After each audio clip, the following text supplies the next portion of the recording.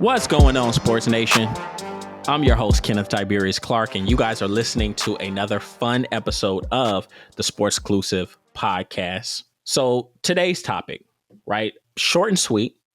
We just had the 2023 NFL draft, which everyone knows I go crazy over. A lot of curveballs. It was very fun. I enjoyed it. I covered it with some of my buddies on the Rooted in Sports podcast, and we had a ball. But I just want to take a few moments in light of that just to talk about my love for the NFL draft process. I've always felt like it was a season in itself, and I think it works in tandem, and this is by design, right? It works in tandem with the actual games to give the NFL a year-round audience. So, and I know some people are probably, kind of, it's just watching, just kids finding out where they going to play next. Nothing exciting happens. It's boring. And, to the casual fan, I could probably see that. I could see how it would be boring to them. Me, myself, I didn't probably start getting into the NFL draft till I was in my late teens, early 20s, right? So, and that's because I had already loved football, and I was played and, watched it since I was a little kid. But I got to a point to where I started to fall in love with the details behind the players, not just their stats or plays we see them make on the field, but I wanted to know more about the players personally. Right. So, what makes them special? What's their skill set? What type of scheme do they fit in? And, my favorite question, because everyone knows I'm a big nature versus nurture guy, is what caused them to develop into the player that they are, So, the draft process, I think, it answers all those questions for you if you truly do your research, right? Which sometimes is scary. Sometimes some of these people on TV or people that cover don't even do all their research. And then some that do, it can get a little, let's look at the negative side. It can get a little bit intrusive, right? Because what they're doing is they're going into these guys' story. They're going into these guys' like real personal life, family life, right? They talk about family tragedies and stuff like that. So it can, some deep, dark secrets can get exposed in the process. But on the positive side, you learn about their genetic makeup. You learn about adversity that they went through as kids. Look at a guy like Tyler Smith from Dallas, young left tackle who just played his rookie year. They talked about him when he was a kid. He had he wasn't able to walk for a little bit. He had something like polio or something. I don't know what he had, but he wasn't able to walk. And then he was able to overcome that. And next thing you know, he winds up becoming this super physical, athletic, tackle guard prospect at Tulsa. So little things like that, it gives you a better idea of who the players are, So, I think for me, just kind of looking back on really when I started to fall in love with the process, I remember being in the Navy, stationed in Japan, outside a party, and I didn't have a lick of really anything to do. But when I wasn't on duty, they had a Pizza Hut on base. And what I would do is I would grab my notebook and I go to the Pizza Hut. And I remember I'd be there for hours, probably 5-6 hours. And I would write down, I would go through all the position groups and I would watch their lowlights and their highlights. I would watch post-game interviews just to see how they carried themselves. Like I would see everything and evaluate everything when it comes to these players. And it kind of gave me, a better idea of what these players would be coming into the National Football League. Now, granted, I was wrong about some, but I was right about a lot of them, right? So, for example, I remember I became the biggest Aaron Donald fan in 2014. I watched his tape when he was at Pitt. And first of all, let me throw this out here before I continue. Anybody that tells you, most people that tell you they knew Aaron Donald was going to be a stud are liars. Because when the pre-draft process started, they had Aaron Donald mocked as like a 3rd or 4th round pick, But I'm watching this tape and I'm like, yo, this is John Randall. This is Geno Atkins, who Geno Atkins at the time was the premier undersized three technique in the National Football League.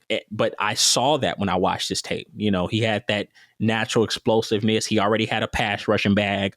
So if I didn't really dig deep and watch all of his tape, I wouldn't have known, like, man, this dude was going to come. And I said, this guy's going to come in the league and be a Pro Bowler immediately. And what did he do? He came in the league and he was a Pro Bowler immediately, and then went on to have one of the best careers ever of any interior defensive lineman. So I remember Rob Gronkowski at Arizona, and we're asking, like, how the hell is he not like a top 15 pick? Granted, no tight end's going to have out of this world stats, but he was just a physical specimen. And then even Russell Wilson, who my buddy Kev will tell me, we always argue Russell Wilson versus Andrew Luck. Another story for another day. But, Russell Wilson is one of probably the greatest quarterback to ever play at Wisconsin. And I watched this tape, even though he was undersized, and saying that, okay, if he goes to the right situation, he's going to start year one. And obviously Matt Flynn was the he was the lucky contestant, the lucky camper. I don't know what you call it, but he got a spot taken. So, that's just watching and analyzing the players. That's the fun, that's a fun part, but then you get into the next stage and you start talking about mock drafts. Man, I do mock drafts. I probably do about anywhere between 10 to 20 mock drafts every single year. And you look at each team, you figure out what their team needs are, and you start to match the players according to that need. And here's the thing. Your mock draft is going to get decimated. Like, it's going to get destroyed. Bucky Brooks said this on an interview not too long ago. He said, whatever mock draft you have, hey, just do yourself a favor and throw that thing away. And he wasn't lying. You'd be lucky to get about 10 of these picks, 10 or 15 picks max correct, because the draft is just so volatile. So that is the fun part, but on a simpler note, I would say I really enjoy watching teams just address needs. And more specifically, I love to see the perfect player team match. We call it a match made in heaven. I love it. Kind of going to the 2023 NFL draft and some of the mocks I actually got right. I remember mocking Jack Campbell to Detroit quite a lot, just because he fit not only with the tough blue collar culture that Dan Campbell's trying to build, but they had a need at middle linebacker. And this guy's probably he's big throwback linebacker, but probably one of the better guys that I've seen play the middle linebacker position in some time. Just very, very natural athlete, but a big kid, 6'5", 250 pounds. So that was my mock, and they went ahead and they took him at 18.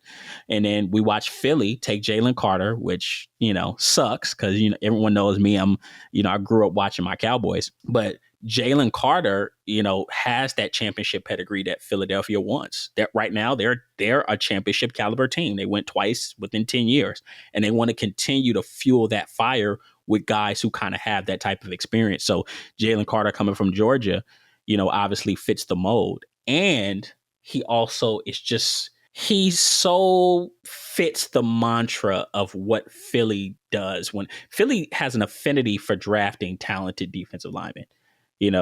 Reggie White, Jerome Brown, well, rest in peace to both those guys. But Jerome Brown, whose career ended before, he was already on pace to being a Hall of Fame caliber type of guy, and then you got like Trent Cole, who played some good years for them as an end, and then lastly, you have the Panthers. I remember, obviously they had Cam Newton for a while. He had some good years, but he ultimately declined.